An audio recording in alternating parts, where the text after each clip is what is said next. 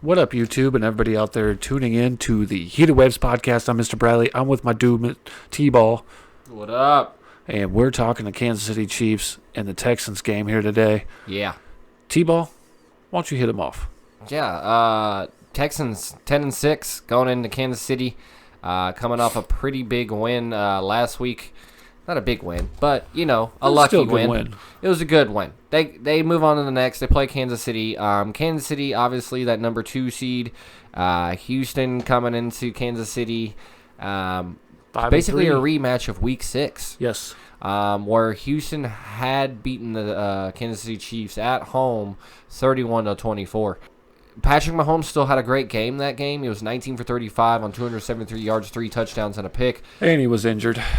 And Deshaun Watson was 30 for 42 on 280 yards, 1 touchdown, 2 interceptions. So, Chiefs were keeping up defensively.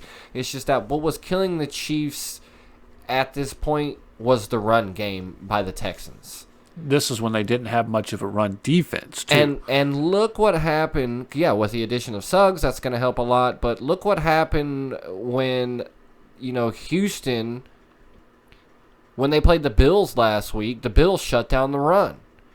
Kansas City was not able to do that, and that's why Kansas City lost that game, because Carlos Hyde had 116 yards rushing with a touchdown. He was averaging almost five yards a carry. But I think the addition of Suggs is going to stop that. With the addition of Suggs and what they've been able to do defensively on that side of the ball as far as stopping the run, if they can stop the run, I don't think they should have a problem with the Texans at all. Chiefs are a different team come the playoffs, especially with that crowd. I'm going to be backing them harder than ever. The weather. Because now that the only team in my eyes that I see dethroning the Chiefs is possibly the Ravens. I think the Chiefs take this one at home. It's another one of those coming off a bye at home. The Chiefs have a chance to, get that V for Vendetta and pick that up against the Texans coming off that Week 6.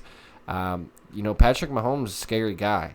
He can do it. I think since he's got a little more playoff. I mean, not a lot of playoff experience, but he's got some playoff experience under his belt now. I think he's a smart guy. He's learned from mistakes. And when you have an opportunity against a team like the Texans, I think you definitely need to do everything in Andy Reid's book to try to get this done and capitalize so you can go ahead and possibly play the Ravens in the AFC Championship game here. Well, I don't think it's a possibility. I do believe the Chiefs will win this game. All the things you said. Plus, their offense is healthy. A healthy offense who's had an extra week to get healthy, an extra week to prepare. Their offense is ranked number 6. It's ranked 5 or 6 here in points per game, just that alone. But, in passing yards per game is 5th. Yeah. And the biggest surprising here for the Chiefs, for me, is their defensive passing yards per game is ranked 8th in the league. That is fucking awesome. That's what you need. I think that was part of their big problem. But they do have that Thornhill out of this game. That's going to be a big fucking hole to plug. You got a couple other guys out there that are questionable for the game. It's just, to me, if you have a healthy Patrick Mahomes, that's all you need. That's like having a healthy Aaron Rodgers at his peak or more of his prime days, whatever you want to call it. It's just a much greater advantage than the rest of everybody else. And Patrick Mahomes, Andy Reid, I mean, goddamn, the list can go on. Tyreek Hill, the fastest fucking dude I've ever seen, besides Usain Bolt, I guess. I mean, those two guys racing would be crazy. That's a side story. Then you got Travis Kelce at the tight end spot, arguably the best tight end besides maybe George Kittle with San Francisco 49ers. They both just play so much alike. They're both beasts. They're both big, tall, strong, athletic guys, And the offensive line is pretty fucking good for the Kansas City Chiefs. Chiefs, if you guys don't remember, if some of you people, they went out there and got a fucking tackle the very first pick of theirs, which is Eric Fisher, which has plugged in and been a straight baller since day one, helping them pave the way to these amazing Patrick Mahomes. Patrick Mahomes and them shouldn't have a problem. It's a revenge game. They've played them already, so they know what they've ran. They can go back and look at, playbooks, old tape and shit like that, and just watch what the Bills did in the first half to rattle Deshaun Watson and win this game. It should be the Chiefs win this game at home, but it's going to be a close game, I think. It's only a team like the Bills to where you can get sacked 7 times and still win a football game. Exactly. You can't get sacked 7 times and beat the Chiefs. No. It's just not going to happen. No. Statistically ranked everything.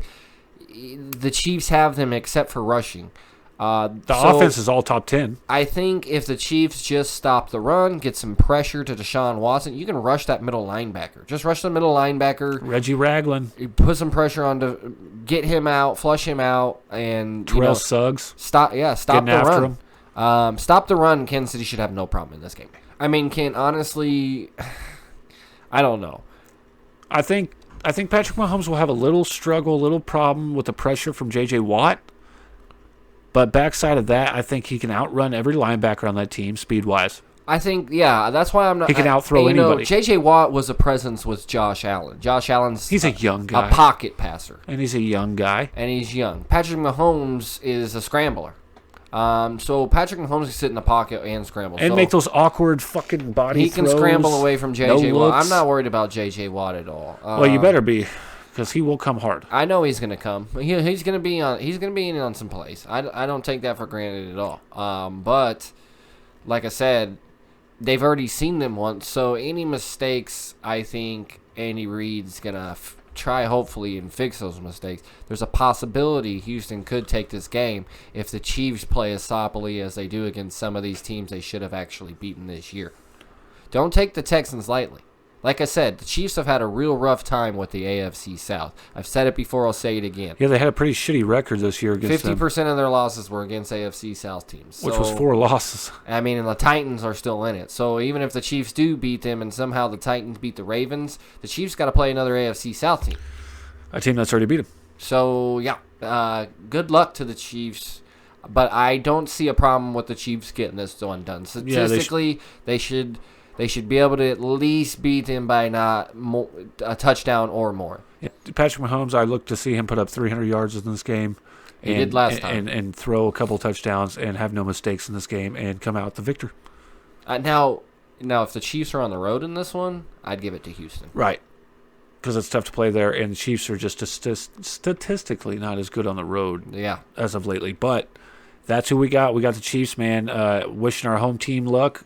It's also the next game that we're going to bring to you that I think are the 2 best games of the weekend. Not only because we live in Missouri and we're going for the Chiefs, and not only because we're Packers fans and they're playing on Sunday Night Football, but I'm just saying. Just saying. With that being said, thanks, guys, for listening. Stay tuned for that game.